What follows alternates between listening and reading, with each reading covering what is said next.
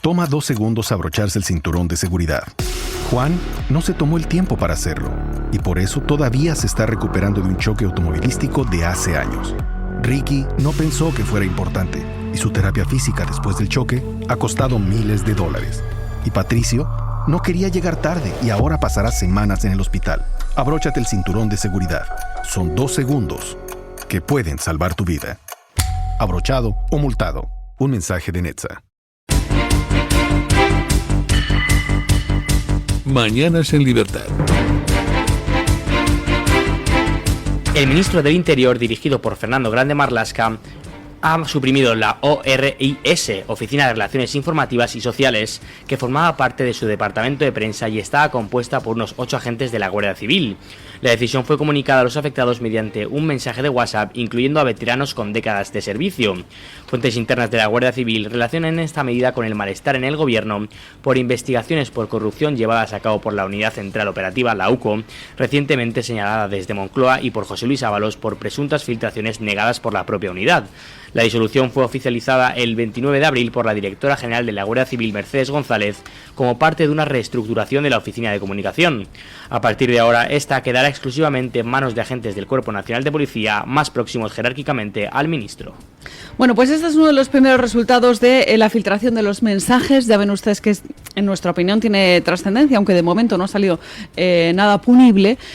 Quizás sí en cuanto a cómo se están comportando los ministerios. Para empezar, Marlaska ha hecho una de las cosas que más le pueden gustar, que es purgar a alguien de su ministerio, llevarse por delante algunos cargos, y en este caso ha acudido a la oficina de prensa, esas personas que nos facilitan información tan importante para los medios de comunicación, y ha cortado, no literalmente, entiéndame bien, algunas cabezas. Y esta noticia la traemos en primer lugar porque nos parece sumamente importante la labor que está llevando a cabo la UCO, pero sobre todo la labor que están llevando los medios de comunicación, destapando, haciéndoles llegar a todos ustedes todas las informaciones relacionadas con las corruptelas del gobierno. Saben de sobra que los medios de comunicación son un medio de control al gobierno. Nos dedicamos, entre otras muchas cosas, a fiscalizar lo que hacen, y en estos casos de corrupción es sumamente importante. Por eso quiero elogiar tanto la labor que está llevando a cabo la UCO y, sobre todo, llamar la atención sobre aquellos que quieren desprestigiar la labor de este cuerpo en particular que se dedica a investigar. Digo lo de desprestigiar porque ya saben ustedes también que a raíz de los mensajes que se empezaron a conocer, que se empezaron a filtrar en diferentes medios de comunicación, los mensajes entre Pedro Sánchez y José Luis Ábalos, hubo quien directamente desde el gobierno apuntó a la UCO como fuente de la filtración. Bueno, pues lo que estamos conociendo es que a veces no es la UCO, sino que la UCO hace un trabajo impecable. Y aún así, aunque lo fuera, piensen ustedes en la importante labor que tiene por delante los medios de comunicación para tumbar un gobierno. El gobierno no lo tumba en sí los medios de comunicación, sino que los medios de comunicación lo que hacen es dar al pueblo, hacerles llegar a todos ustedes, al público, dar a conocer pues todas esas inmundicias que rodean a un ejecutivo, como es este caso, el de Pedro Sánchez, para que ustedes, a través de la rebelión cívica, a través de sus votos en las urnas, a través de sus protestas pacíficas más que legítimas, consigan sacar al sátrapa Pedro Sánchez de la Moncloa. En fin, les cuento todo esto porque lo que ha hecho Fernando Grande Marlaska es una consecuencia directa de todo lo que estamos publicando. En este informativo vamos a citar a muchos medios de comunicación que llevan a cabo una labor encomiable dentro del periodismo de investigación. Hoy, por ejemplo, es OK Diario el que publica unos mensajes, y lo hace Luis Valcarce, hablando de cómo Koldo García grabó al número 3 del PSOE, Santos Cerdán, hablando de comisiones. Ya ven ustedes que esto de las grabaciones era algo más que frecuente, porque cuando son todos de la misma calaña, al final pues tienen que protegerse las espaldas de esta manera, ¿no? Grabándose los unos a los otros con estas sospechas, diremos de momento, con esta presunción de de corrupción. Nos cuenta Luis Valcarce que son dispositivos que tiene la UCO de la Guardia Civil con el material incautado y que podrían ser objeto de análisis. Esta es una de las informaciones, pero por ejemplo, Voz Populi también nos cuenta que el PSOE está en vilo por un informe de la UCO que apunta a esos delitos de Santos Cerdán por sus vínculos con constructoras. Vean aquí también qué importante es la labor de la Unidad Central Operativa de la Guardia Civil, remitiendo esos informes al Tribunal Supremo con esos indicios de delito que estamos conociendo a través del diario Voz Populi. Estos son simplemente 2 ejemplos, pero hay muchos más. Acuérdense ustedes precisamente el caso de las bolsas de dinero en Ferraz. Hay otros medios de comunicación que lo publican gracias a esos informes de la UCO que vinculan a Santos Cerdán con el caso Koldo.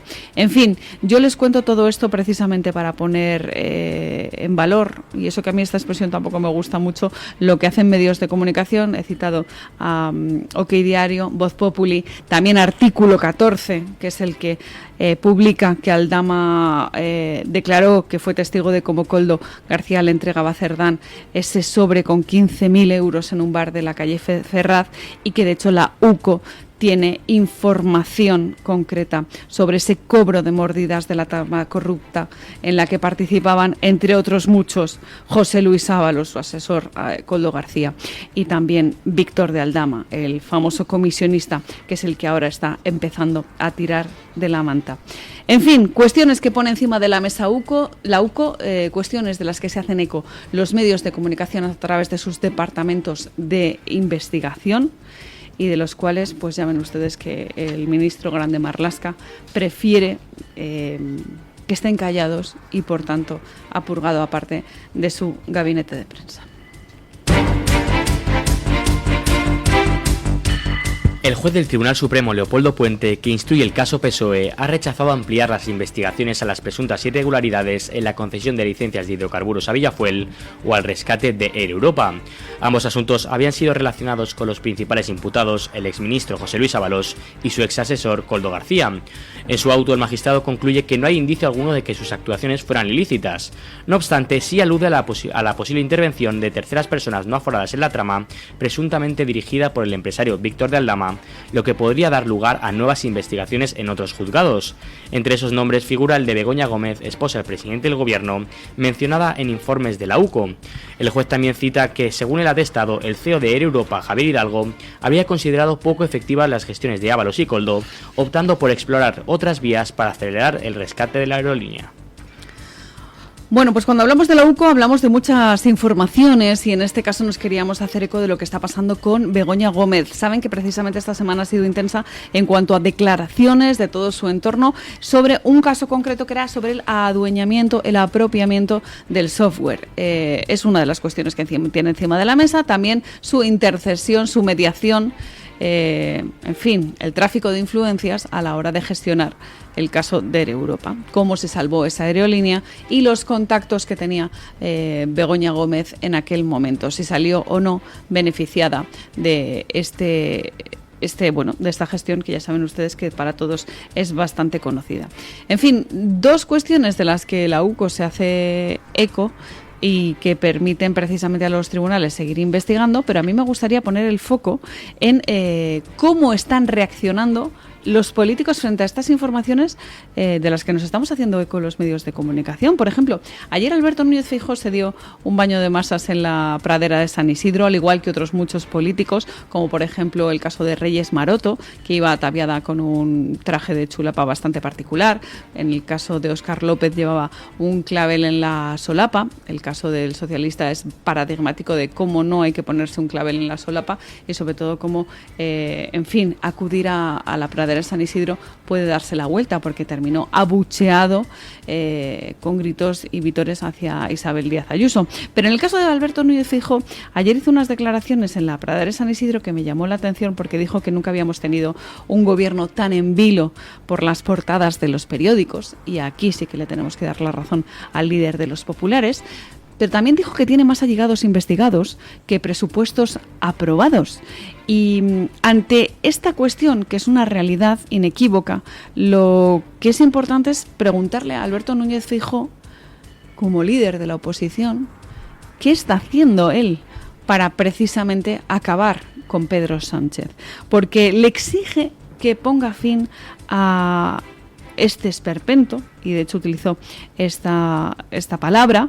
Dijo que el gobierno estaba rodeado de sumarios, que tenía miedo por lo que ha hecho, que tiene miedo por lo que ha dicho, y que cada vez vamos descubriendo más qué es lo que ha hecho, qué es lo que ha dicho, y conociendo sobre todo la catadura moral de una persona que insulta de forma indiscriminada a sus compañeros. Y de hecho en este programa vamos a recordar esta semana ciega de mensajes de WhatsApp que se han filtrado en redes sociales. Pero aquí el reproche que le hacemos a Alberto Núñez Feijóo no es que este diagnóstico sea erróneo, que para mí es completamente cierto, sino qué medidas está llevando él a cabo para acabar con esto. Si tan malo es el problema como está diciendo, si tan complicado es tener a un presidente del gobierno que hace este tipo de fechorías, insisto, con todos los procesos de investigación encima de la mesa, con esa falta de presupuestos, ¿por qué no pone las cartas encima de la mesa? ¿Por qué, por ejemplo,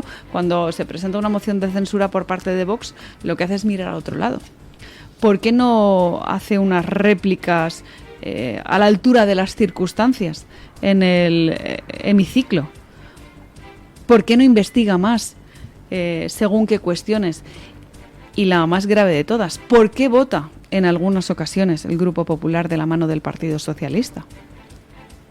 Entiendan cuál es el diagnóstico que hace Alberto Núñez Feijóo y cuál es el reproche que le hacemos al líder de los populares, sobre todo teniendo en cuenta el papel que tiene. Así que en estas circunstancias, teniendo en cuenta que están bloqueados los presupuestos, teniendo en cuenta que están saliendo un montón de mensajes que parece que cada vez más le inculpan, habría que decir al presidente del PP que lo que tiene que hacer él mismo es poner esas cartas en el asunto. En fin, no es la única cuestión que conocimos ayer. Nos ha llamado la atención una información que publica The Objective sobre una conferencia. Nosotros pensamos que vivimos en una sociedad libre en la que se puede decir casi de todo, teniendo en cuenta esa libertad de expresión y sobre todo que se puede protestar contra algunas leyes. Pues parece ser que esto al gobierno no le termina de convencer. El Centro de Lectura de Reus ha cancelado una conferencia titulada «Tenemos que proteger a nuestros hijos de la ley trans», en la que iban a participar los profesores José Rasti, de la Universidad de Oviedo, y Silvia Carrasco, de la UAB, ambos críticos con la ley trans.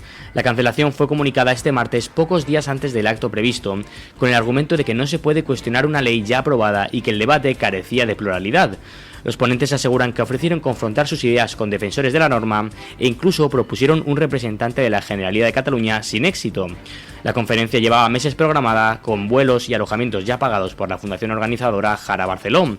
La suspensión llega tras una campaña de presión impulsada por la plataforma feminista y LGTBIQ+ del Campo de Tarragona. Bueno, son estas cosas que pasan en Cataluña que a mí no me dejan de sorprender.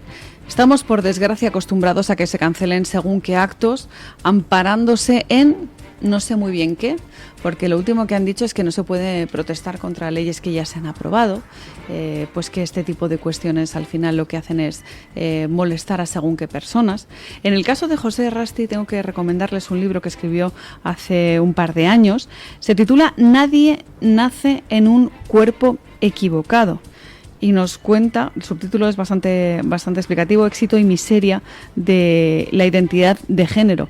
Nos cuenta este profesor en este análisis bastante fundamentado sobre el tema de la identidad de género, la disforia de género, las teorías queer, pues todas las cuestiones que hay alrededor de las personas transgénero y sobre todo que lo que termina diciendo es que responden en algunas ocasiones a conquistas ideológicas, conquistas sociales relativas presuntamente al derecho sexual de las personas y que se hace daño a muchas personas en las que pues no se tienen en cuenta conocimientos básicos pues de biología, de medicina, de psiquiatría, incluso de psicología. En fin, lo que nos cuenta este profesor a través de este libro Nadie nace en un cuerpo equivocado es que existe un activismo que se basa en una filosofía posmoderna, ¿no?, de reivindicar pues una agenda política relacionada con lo que ellos llaman el género.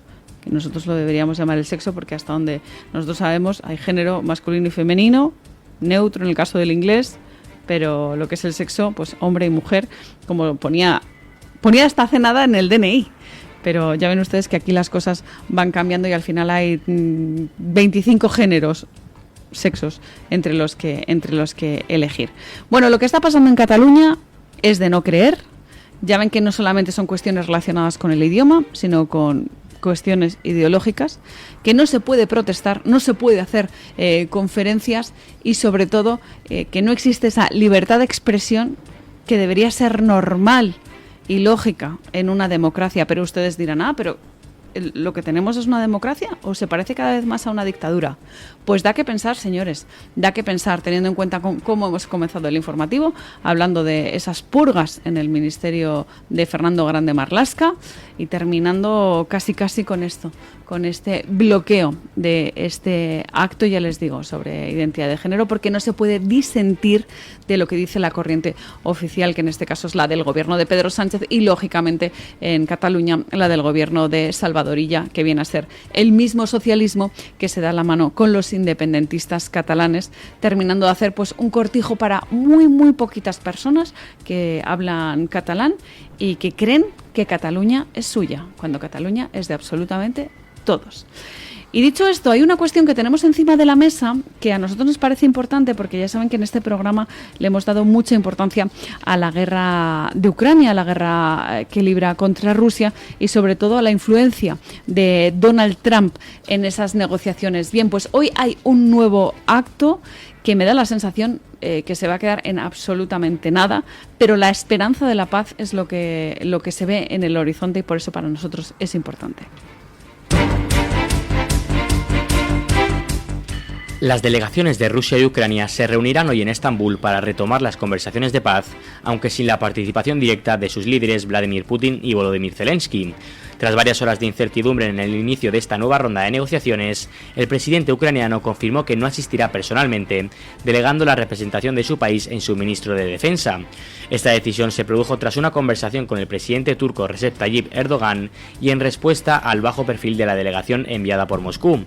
Por su parte, el Kremlin ya había anunciado días atrás que Putin no acudiría al encuentro. El diálogo tendrá lugar nuevamente en Estambul, ciudad que ya fue sede de intentos diplomáticos en 2022. Bueno, la reunión se iba a celebrar ayer, se pospuso porque dijeron que los que se sentaban en la mesa de negociación eran de tercera regional. Hoy se retoman esas conversaciones, pero debido a que van a faltar Putin y Volodymyr Zelensky, pues me da la sensación de que se va a quedar en absolutamente nada. Aún así, es importante porque son las primeras negociaciones directas después de 3 años en los que no se han sentado a negociar Rusia y Ucrania. Es verdad que el presidente Vladimir Putin dijo que no iba a acudir. El propio Donald Trump está de gira por Oriente Medio, está terminando su gira por Emiratos Árabes y dijo que en algún momento determinado, pues si era necesario su presencia, iba a sentarse allí, siempre y cuando, pues por lo menos tuvieran una reunión a la altura de las circunstancias, es decir, con Zelensky y con Putin en esa mesa. De no haber avances, lógicamente, Donald Trump no va a acudir a Turquía y Vladimir Putin tampoco, pero todo puede pasar porque ahí siguen, como les digo, esas expectativas de alcanzar un acuerdo de paz que de momento se han reducido al mínimo.